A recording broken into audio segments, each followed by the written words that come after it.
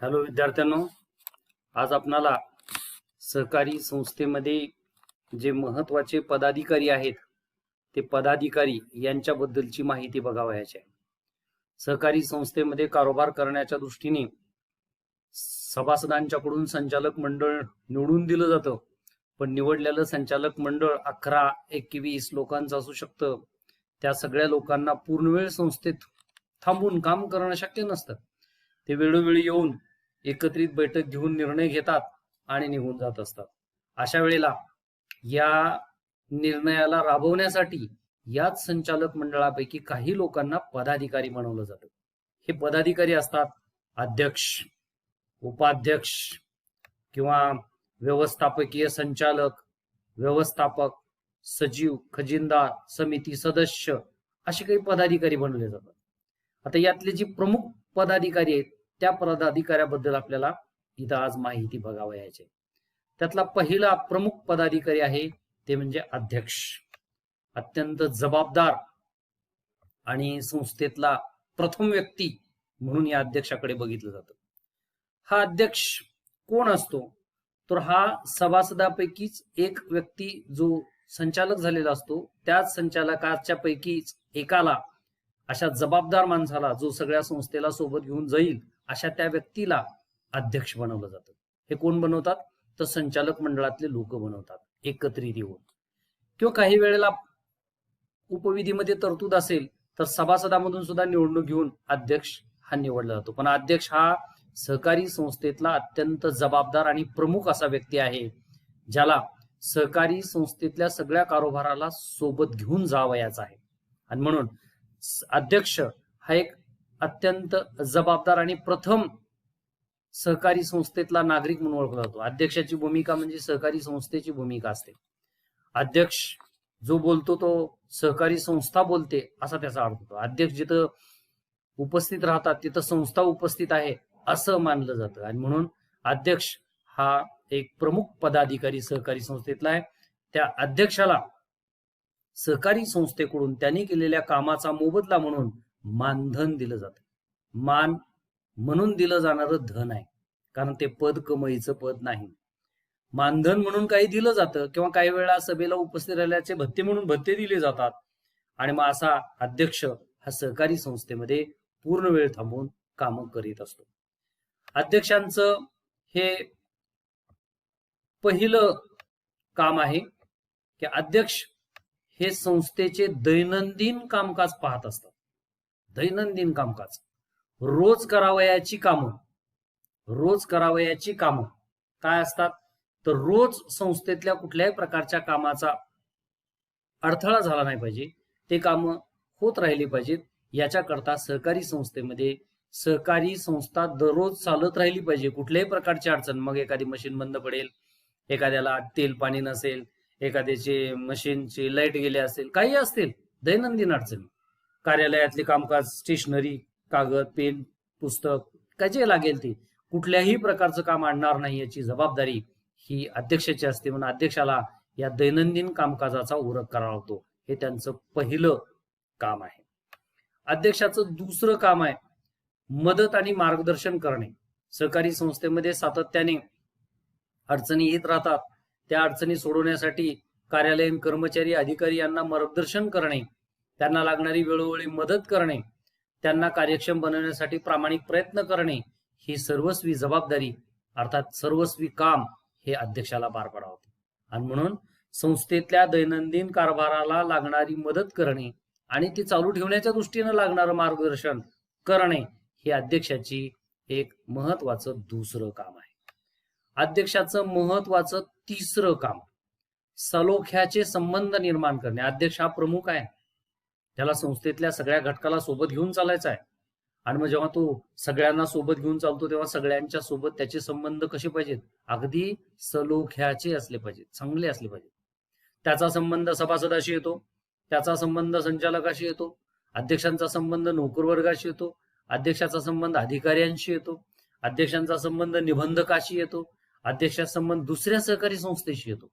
त्यामुळं एका संस्थेच्या वतीनं प्रतिनिधित्व करणारा हा प्रमुख अध्यक्ष, याला या संस्थेच्या संबंधित सर्व घटकाशी अत्यंत सलोख्याचे संबंध ठेवावे लागतात. असे संबंध ठेवणं हे अध्यक्षाचं एक महत्वाचं तिसरं काम. अध्यक्षाचं महत्वाचं चौथं काम आर्थिक हितसंबंधाचे रक्षण करणे. आता आर्थिक हित सांभाळणारा सहकारी संस्थेतला प्रमुख पदाधिकारी म्हणजेच अध्यक्ष आहे. अध्यक्षाला सहकारी संस्थेत कुठल्याही प्रकारचं अहित होणार नाही याची काळजी घ्यावी लागते. सहकारी संस्थेमध्ये आपला व्यवहार सगळा पारदर्शक ठेवावा लागतो. सहकारी संस्थेत घेत येणारे सगळे निर्णय हे संस्थेच्या हिताच्या दृष्टीने असले पाहिजेत. संस्थेच्या हिताला प्राधान्य देऊन संस्थेचं हित प्रमुख मानून काम करण्याची जबाबदारी काम करणे हे या अध्यक्षांचं काम आहे. आणि म्हणून आर्थिक हिताला कुठल्याही प्रकारची बाधा न पोचू देता संस्थेच्या हिताचं रक्षण करणे ही अध्यक्षाची चौथं महत्वाचं काम आहे. अध्यक्षांचं पाचवं महत्वाचं काम आहे ते म्हणजे सभांचे आयोजन करणे. सहकारी संस्थेमध्ये सभासदांच्या सभा असतात, संचालकांच्या सभा असतात, सावकारांच्या सभा असतात, कर्मचाऱ्यांच्या सभा घ्याव्या लागतात. ज्या ज्या म्हणून काही सभा घ्याव्या लागतील त्या सगळ्या सभा वेळोवेळी तारीख काढून, सूचना काढून, कार्यक्रमपत्रिका काढून वेळेत सगळ्या सभांच्या नियमांचं पालन करून या सभा बोलावणे सहकारी संस्थेमध्ये आवश्यक असतं. आणि म्हणून सहकारी संस्थेतला हा अतिशय महत्वाचा एक भाग आहे की ज्यामध्ये सहकारी संस्थेमध्ये सर्व प्रकारच्या सभांचं आयोजन नियोजन हे या अध्यक्षांना करावं होतं. अर्थात हा स्वतः काही करत नसतो, पण तो सचिवाला सोबत घेऊन किंवा इतर कर्मचाऱ्याला सोबत घेऊन या प्रकारची कामं पार पाडित असतो. परंतु ही कामं करणे ही सर्वस्वी जबाबदारी अध्यक्षाची आहे. सहकारी संस्थेत एखाद्या संचालकाची सभासदांची सभा वेळेवर व्हायला पाहिजे, ती झाली नाही तर पहिला रोष पहिला चूक ह्या अध्यक्षाची मानली जाते. आणि म्हणून अध्यक्षांना या प्रकारचं काम करावं लागतं. अध्यक्षांचं सहावं काम आहे सभांचे संचालन. सभा चालवणे अतिशय महत्वाचं काम आहे. लक्षात घ्या, एखाद्या एसटी मध्ये बसलेले 65 माणसं असतील पण त्याला चालवणारा हा ड्रायव्हर असतो. त्या 65 पेक्षा त्या ड्रायव्हरची फार महत्वाची भूमिका असते. तसं एखाद्या सभेमध्ये 200 माणसं बसली असतील तर त्या 200 माणसाला संचलित करणं, त्या सभेला व्यवस्थित सूत्र एका सूत्रात बांधून ठेवणं हे अध्यक्षांचं काम आहे. वेळोवेळी सभेमध्ये कोणी गैरवर्तन करत असेल तर त्याला सूचना देणे, त्याला थांबवणे, ज्याला बोलण्याची संधी मिळत नाही त्याला बोलण्याची संधी मिळवून देणे, क्रमा आणि कार्यक्रम पत्रिकेच्या सभेमध्ये विषय चर्चेला घेणे ही जबाबदारी ही काम या अध्यक्षांचं आहे. आणि म्हणून सभेमध्ये कुठल्याही प्रकारचं गैरवर्तन होणार नाही, चुकीचे प्रस्ताव मांडले जाणार नाहीत, योग्य पद्धतीने प्रस्ताव मांडून चर्चा करून निर्णय घेतले जातील याबद्दलची सगळ्या प्रकारची जबाबदारी सभेबाबत ह्या अध्यक्षांची असते. कारण अध्यक्षाचा संचालक अध्यक्षांचा प्रमुख हा सभापती असतो आणि शक्यतो सहकारी संस्थेमध्ये संस्थेचा अध्यक्ष हाच सभांचा सभापती बनत असतो. आणि म्हणून सभापतीचे सर्व अधिकार अध्यक्षांना असतात. त्यामुळे सभा संचालनाबाबत करावयाची सगळी कामं हे अध्यक्षालाच करावतात. असे 6 कामं प्रामुख्याने इथं आपल्याला सांगितलेले. आता आपल्याला बघावयाचं आहे ते म्हणजे अध्यक्षांचे अधिकार. अध्यक्षांना अनेक अधिकार आहेत, वेगवेगळ्या प्रकारचे 7 प्रकारचे अधिकार आहेत इथं दिलेत बघा. हे 7 प्रकारचे 1 2 3 4 5 6 आणि 7 प्रकारचे हे अधिकार दिलेले आहेत. कारण तो प्रमुख पदाधिकारी आहे आणि त्याला संस्थेला सोबत घेऊन जायचं आहे. संस्थेच्या हित अहित हे त्याच्याच कर्तृत्वावर अवलंबून असतं. आणि म्हणून संस्थेला कुठल्याही प्रकारची अडचण येऊ नये, संस्थेचं अहित होऊ नये यासाठी घ्यावयाचे धाडसी निर्णय त्याला घेता यावेत, कुठल्या प्रकारची अडचण त्याला येऊ नये याकरता सहकार कायद्याने देखील अध्यक्षांना अनेक प्रकारचे अधिकार दिलेले. त्यातला हा पहिला अधिकार दैनंदिन कामकाजाबाबत अधिकार, की सहकारी संस्थेतलं दैनंदिन कामकाज सुरळीतपणे चालवण्यासाठी आवश्यक असणाऱ्या सर्व प्रकारची कामं करणे किंवा त्याबाबत निर्णय घेणे याचा पूर्ण अधिकार अध्यक्षांना असतो. कुठल्याही प्रकारचं काम थांबणार नाही, कुठल्याही कामामध्ये चालू दैनंदिन अडथळा येणार नाही यासाठी कसल्याही प्रकारचा निर्णय घेण्याचा अधिकार, अर्थात संस्थेच्या हिताच्या दृष्टीने आवश्यक असलेला निर्णय घेण्याचा अधिकार हा सहकारी संस्थेच्या अध्यक्षांना असतो आणि म्हणून दैनंदिन कामकाजाबाबत सर्वोच्च अधिकार अध्यक्षांना असतात. अध्यक्षांना दुसरा अधिकार इथं सांगितलाय की कागदपत्रावर सह्या करणे. अध्यक्ष हा सहकारी संस्थेचा प्रतिनिधी आहे, संस्थेच्या वतीनं तो काम करतो. अशा वेळेला सहकारी संस्थेच्या वतीनं काम करणाऱ्या अध्यक्षांना सहकारी संस्थेमध्ये तयार होणाऱ्या सर्व प्रकारच्या कागदपत्रावर सह्या करण्याचा अधिकार असतो. अगदी पैसे देण्याचा धनादेश असेल त्याच्यावर सह्या करण्याचा अधिकार आहे. एखाद्या संस्थेसोबत करार झाला असेल तर त्या करारावर सह्या करण्याचा अधिकार आहे. वेगवेगळे दस्तऐवज कागदपत्र यावर सह्या करण्याचा अधिकार हा अध्यक्षांना असतो. म्हणून अध्यक्षांचा हा दुसरा अधिकार. अध्यक्षांचा तिसरा अधिकार आहे संस्थेचे हिशोब.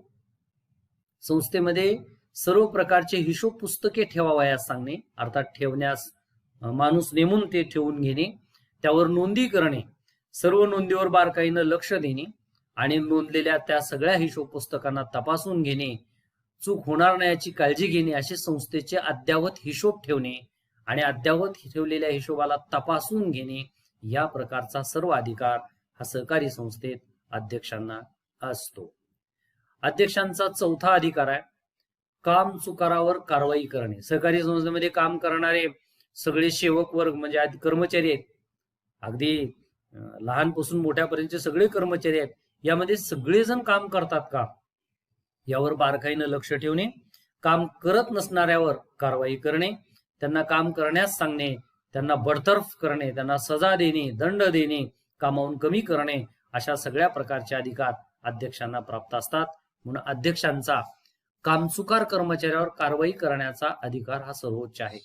कारण नेमणारा तोच आहे, संस्थेचं दैनंदिन कामकाज चालवणारा तोच आहे, तर मग त्याला दैनंदिन कामकाजात अडथळा करणाऱ्या एखाद्या अधिकारी कर्मचाऱ्यावर कारवाई करण्याचा देखील अधिकार असतो. आणि म्हणून हा एक त्याच्यासाठी असलेला महत्वाचा अधिकार.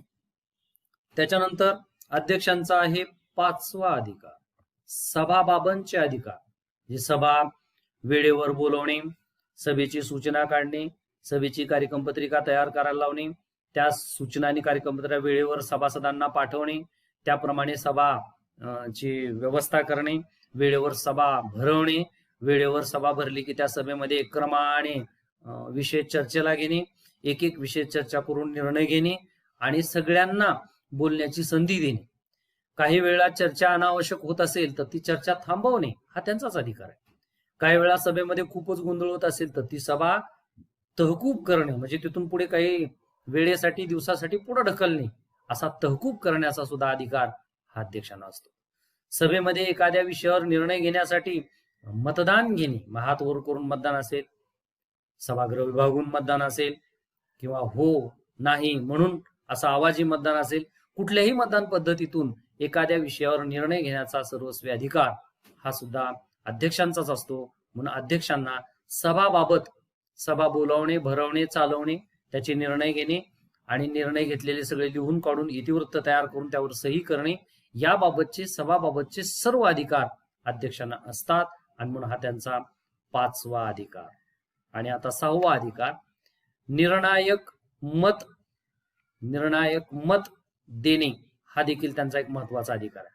ते निर्णायक मत काय की सभेमध्ये बऱ्याच वेळा काय होतं की मतदान घेतल्यानंतर मतदान ही दोन्ही बाजूला सारखंच पडतं आणि मग जर एखाद्या प्रस्तावावर ठराव घेत असताना घेतलेलं मतदान दोन्ही बाजूला सारखं पडलं तर अशा वेळेला अध्यक्ष त्या दोन पैकी एका बाजूला आपलं स्वतःचं मत देत असतात.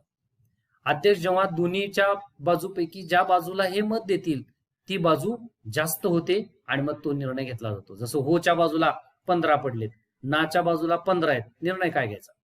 तर अशा वेळा अध्यक्षांना जर वाटलं होच्या बाजूने मतदान द्यावं तर ते होला मतदान दिले तर हो म्हणणारे 16 होतील, ना म्हणणारे 15 राहतील आणि मग निर्णय हो म्हणून संमत केला जाऊ शकतो.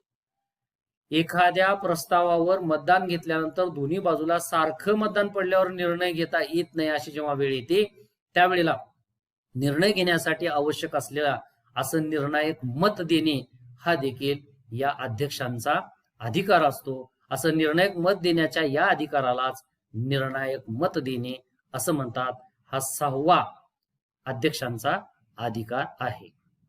व्यवस्थापन समितीमधला प्रमुख जो अध्यक्ष आहे त्या अध्यक्षांना वेगवेगळ्या प्रकारचे 7 अधिकार आहेत. त्यातला हा एक 7वा शेवटचा अधिकार इथं आपण पाहत आहोत. तो आहे इतिवृत्तावर सही करणे. हे बघा, सहकारी संस्थेमध्ये जेव्हा सभा घेतल्या जातात तेव्हा त्या सभेमध्ये वेगवेगळ्या विषयावर चर्चा करून अंतिम निर्णय घेतला जातो. सभेमध्ये ठेवलेला विषय हा प्रस्ताव असतो, निर्णय घेतला की तो ठराव होतो आणि मग ते नोंदवलं जातं. आणि मग सभा संपल्याच्या नंतर सभेमध्ये कुठल्या कुठल्या प्रकारचे ठराव घेतले गेले हे सविस्तर सभेमधल्या वृत्तांतासह हे ठराव लिहून काढले जातात. त्या वृत्तांताला इतिवृत्तांत असं म्हणतात. अशा इतिवृत्तावर सही करणे आणि त्याला कायदेशीर दस्तऐवज बनवणे हा देखील अध्यक्षांचा अधिकार आहे. तसे एवढे 7 वेगवेगळ्या प्रकारचे अधिकार आहेत. अध्यक्षाला जसे अधिकार आहेत तसं अध्यक्षांना जबाबदाऱ्या सुद्धा दिलेल्या आहेत. आणि म्हणून या जबाबदाऱ्या कोणत्या आहेत ते आपण बघणार आहोत. सहकारी संस्थेतला अध्यक्ष हा जबाबदार व्यक्ती आहे, म्हणून त्याला अधिकारही खूप आहेत. तो प्रथम व्यक्ती आहे, त्याच्यावरच संस्थेच्या भल्याबुऱ्याची जबाबदारी असते. संस्थेचं हित झालं, संस्था मोठी झाली तर त्याची कौतुक अध्यक्षांचंच होतं. आणि संस्था जर लयास गेली तर त्याबद्दलचं खापर सुद्धा अध्यक्षावर फोडलं जातं. आणि म्हणून अध्यक्षांना जसे अधिकार दिलेत तसे काही जबाबदाऱ्या सुद्धा दिलेल्या. त्यातली ही पहिली जबाबदारी नियंत्रण. अध्यक्षांना संस्थेवर, सभेवर नियंत्रण ठेवावं लागतं. नियंत्रण कोण्या दृष्टीनं की आपल्याला अपेक्षित असलेली कामं अपेक्षित असल्याप्रमाणेच होत आहेत का त्या कामामध्ये कुठं अडथळा होत असेल तर त्याला नियंत्रित करणं, त्याला हस्तक्षेप करणं. नाही मला हे जमतच नाही, मग होऊ द्या, जसं होऊ द्या तसं होऊ द्या असं म्हणणं हे चुकीचं आहे. आपल्या नियोजनाप्रमाणेच संस्थेचा कारभार सोबत घेऊन चालणं, वेळोवेळी मदत मार्गदर्शन करणं, काही वेळा कडक भूमिका घेणं आणि या संस्थेच्या कारभारावर पूर्णपणे नियंत्रण ठेवणं ही सर्वस्वी जबाबदारी अध्यक्षांची आहे. अध्यक्षांची दुसरी जबाबदारी आहे कार्योत्तर मान्यता. हे बघा, अध्यक्षांना अधिकार भरपूर आहेत, त्यातला हा बी एक अधिकार आहे की एखादी मशिनरी खरेदी करायची आहे तर मग आता संचालक मंडळाची सभा घ्या, मग ठराव मांडा, मग ते विषय मांडा, मग ठराव घ्या आणि मग नंतर आपण खरेदी करू. हे असं म्हणत बसायची गरज नाही. तुम्ही लगेच खरेदी करा. अशा वेळेला तुम्ही तिथं कार्योत्तर मान्यतेचा ठराव देऊ शकतो. म्हणजे आज माझी मान्यता आहे, ह्याला मान्यता आम्ही नंतर संचालक मंडळामध्ये घेऊ, अशा आशयाचं हे कर्तृत्व अध्यक्षांना करावं होतं. आणि म्हणून निर्णय घेणे, राबवणे आणि राबवलेल्या त्या निर्णयाला नंतर मंजूर करून घेणे ह्याला कार्योत्तर मान्यता म्हणतात. असा कार्योत्तर मान्यता घेऊन कामं करत राहणं ही सुद्धा अध्यक्षांची जबाबदारी आहे. त्याच्यानंतरच तिसरी जबाबदारी आहे सुसंवाद साधणे. सहकारी संस्थेमध्ये अध्यक्षांना सगळ्यांच्या सोबत सुसंवाद साधावा लागतो. संचालक मंडळ आहे, सभासद आहे, कर्मचारी असतात, निबंधक आहे, दुसऱ्या संस्थेचे अध्यक्ष आहेत, पदाधिकारी आहेत, बारीक सारीक इतर सगळे घटक आहेत. ह्या सगळ्यांशी संवाद साधावा लागतो. अशा वेळा त्याचा स्वभाव कसा असला पाहिजे, मितभाषी आणि अगदी चांगलं बोलणाऱ्यापैकी तो असला पाहिजे. त्याच्याकडे संवाद साधण्याची उत्तम कला असली पाहिजे. आणि म्हणून सगळ्यांशी सुसंवाद साधणे ही जबाबदारी अध्यक्षांची आहे. त्याच्यानंतर 5वी जबाबदारी आहे सभाबाबतची जबाबदारी. वर जसं सभाबाबत अनेक अधिकार दिलेत तसं त्या सभाबाबत यांना सुद्धा काही जबाबदाऱ्या दिल्यात की सभा निपक्षपातीपणे चालवली पाहिजे. सभेमध्ये सगळ्या सभेत बसलेल्या सभासदांना किंवा घटकांना चर्चा करण्याची संधी दिली पाहिजे. एखादा विषय चर्चेला ठेवला तर चारी बाजूने चर्चा होईपर्यंत ती चर्चा घडवून आणली पाहिजे. मतदान घ्यायची वेळ आली तर मतदान अगदी योग्य पद्धतीनंच मतदान घेतलं पाहिजे, शंकास्पद मतदान घेऊ नये. असं सभाबाबत सगळ्या प्रकारची भूमिका स्पष्ट आणि पारदर्शक ठेवणे आणि सुरळीत आणि शांतपणे सभा पार पाडणे ही सभाबाबतची सर्वस्वी जबाबदारी अध्यक्षांची असते. तशी अध्यक्षांची 5वी जबाबदारी आहे महत्वाच्या दस्तऐवजावर सही करणे. आता हे महत्वाचे दस्तऐवज हे सहकारी संस्थेमध्ये असतात. जसं दुसऱ्या संस्थेबरोबर करार केला असेल, काही हिशोब पुस्तके लिहून तयार करून ठेवले असतील त्याच्यावर सह्या करणे, काही आर्थिक विवरणे असतात, ताळेबंद, नफा तोटा पत्रक यासारखे, तसं इतिवृत्त सारखं दस्तावेज आहे, किंवा कुणाशी करार केला, करारपत्रावर सही आहे, किंवा विक्रीचा ठराव असेल, करार असेल, खरेदीचा करार असेल, अशा एक नाही अनेक प्रकारचे सहकारी संस्थेशी संबंधित दस्तऐवज असतात. या सर्व प्रकारच्या दस्तऐवजावर सह्या करणे हे देखील सर्वस्वी जबाबदारी अध्यक्षांची असते. आणि म्हणून अध्यक्ष हा सहकारी संस्थेच्या कामकाजामध्ये कामं करून घेण्याच्या दृष्टीने, वेळोवेळी पाहिजे तिथं सह्या करण्याच्या दृष्टीने एक महत्वाचा जबाबदार अधिकारी आहे. आणि मग त्याला या जबाबदाऱ्या पार पाडतात.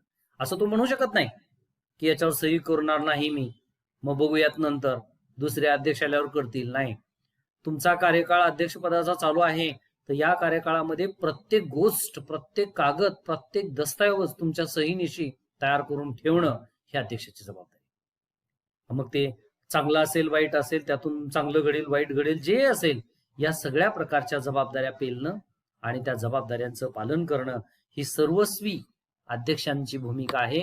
आणि म्हणून अध्यक्षाला याही प्रकारच्या जबाबदारीचं पालन करावं. हा सहकारी संस्थेतला अत्यंत महत्वाचा पदाधिकाऱ्यापैकी असलेला पहिला पदाधिकारी आहे. सहकारी संस्थेतला दुसरा महत्वाचा पदाधिकारी तो उपाध्यक्ष आहे. आता हे उपाध्यक्ष कधी असतो? ज्या वेळेला अध्यक्ष उपस्थित नसतात त्यावेळेला संस्थेचा कारभार करण्याच्या दृष्टीनं एक व्यक्ती असावा लागतो, आणि म्हणून अशा उपाध्यक्षाची सुद्धा निवड केली जाते. हा उपाध्यक्ष सुद्धा निवडलेल्या संचालकापैकीच एक संचालक असतो, त्यालाच उपाध्यक्ष म्हणून निवडलं जातं. ज्या ज्या वेळेला संस्थेमध्ये अध्यक्ष गैरहजर असतात त्या वेळेला संस्थेचा कारभार हा उपाध्यक्षाकडून कार्यान्वित केला जातो, चालवला जातो. आणि म्हणून सहकारी संस्थेमध्ये जे प्रमुख पदाधिकारी आहेत त्याच्यापैकीचा हा दुसरा पदाधिकारी आहे उपाध्यक्ष. हा उपाध्यक्ष यांची भूमिका हे अध्यक्ष नसताना असते. म्हणून अध्यक्ष नसताना जेव्हा यांची भूमिका चालू होते तेव्हा ह्यांची भूमिका ह्या अध्यक्षाचीच भूमिका राहते. जरी उपाध्यक्ष असले तर अध्यक्ष म्हणूनच यांना काम करावं लागतं. आणि म्हणून अध्यक्षांना जे काही अधिकार आहेत ते सगळे अधिकार उपाध्यक्षांना मिळतात. अध्यक्षांना ज्या काही जबाबदाऱ्या पार पाडाव्या लागतात त्या सर्व जबाबदाऱ्या हे देखील उपाध्यक्षांनाच पार पाडाव्या लागतात. कारण अध्यक्षांच्या अनुपस्थितीमध्ये अध्यक्ष म्हणून काम करणारा हा उपाध्यक्ष आहे. आणि म्हणून अध्यक्षांच्या अनुपस्थितीत उपाध्यक्ष काम पाहतात तेव्हा त्यांना अध्यक्षांचे सर्व अधिकार, सर्व जबाबदाऱ्या प्राप्त होतात. आणि म्हणून अध्यक्षांच्या असलेल्या अधिकार हेच उपाध्यक्षांचे अधिकार आहेत. अध्यक्षांच्या असलेल्या जबाबदाऱ्या हेच उपाध्यक्षांच्या जबाबदाऱ्या आहेत. विद्यार्थ्यांनी हे लक्षात ठेवावं की परीक्षेमध्ये जर उपाध्यक्षांचे अधिकार सांगा असं म्हटलं तर आम्हाला शिकवलं नाही, दिलं नाही असं नाही म्हणायचं. अध्यक्षांचेच जे अधिकार आहेत तेच उपाध्यक्षांचे लिहायचे. उपाध्यक्षांच्या जबाबदाऱ्या लिहा असं जर म्हणलं तर आम्हाला दिल्या नाहीत असं नाही म्हणायचं. अध्यक्षांना दिलेल्या ज्या जबाबदाऱ्या आहेत त्याच जबाबदाऱ्या उपाध्यक्षांच्या आहेत, त्या जबाबदाऱ्या इथं तुम्ही सोडवायच्या असतात. तेव्हा सहकारी संस्थेतल्या पदाधिकाऱ्यापैकी महत्वाचा असलेला हा दुसरा पदाधिकारी आहे उपाध्यक्ष. तेव्हा याही पदाधिकाऱ्यांच्या बद्दलची माहिती विद्यार्थ्यांनी लक्षात ठेवावी.